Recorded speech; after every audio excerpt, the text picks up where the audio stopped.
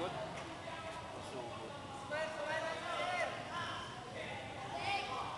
Ito naawa ako, parang takot nga eh. Ayaw matawan. Laki kasi katawan ba? Tagal talaga.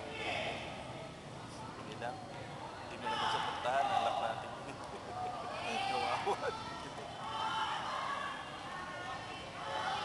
Yung babae mo, potential. Oo. Hindi naman, nagalit. Nagkita mo. Lalabot eh.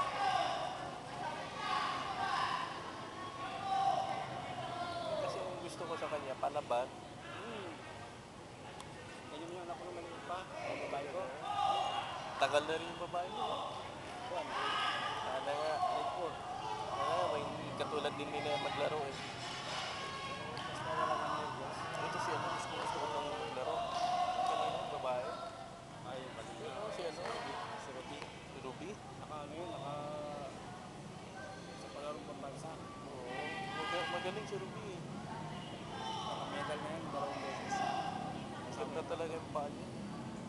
Mabilis ba? Tapos pag meron ka na sa bahay, iigil mo na yun. Tapos hindi malaki screen. Masuko siya. Yan ang mali mo. Pag ano, laro sa kanya. Mabilis ka rin. Kaya nga binibigyan ko kami ito naman siya. Sabi niya ano, yung mga practice niya.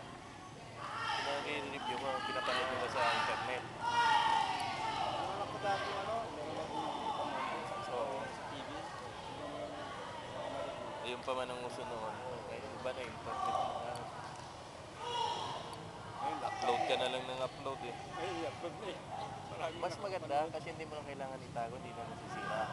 Nandun na sa ano. Pero alam mo, masira ang satellite. Mawala lahat ng file mo. Wala lang.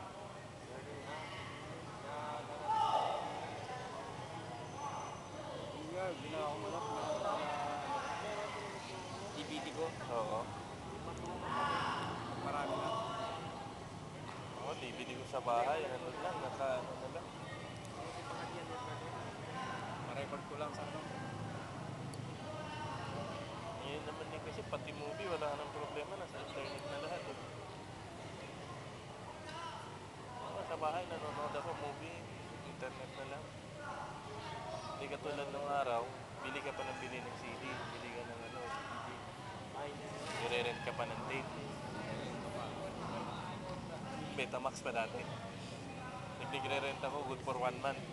Kasi ang ginagawa ko, pinapaupahan ko rin yung nire-renta ko. So, bunto-bunto. Eh, bawi ko yun. May ano pa ako. May ganansya pa ako ng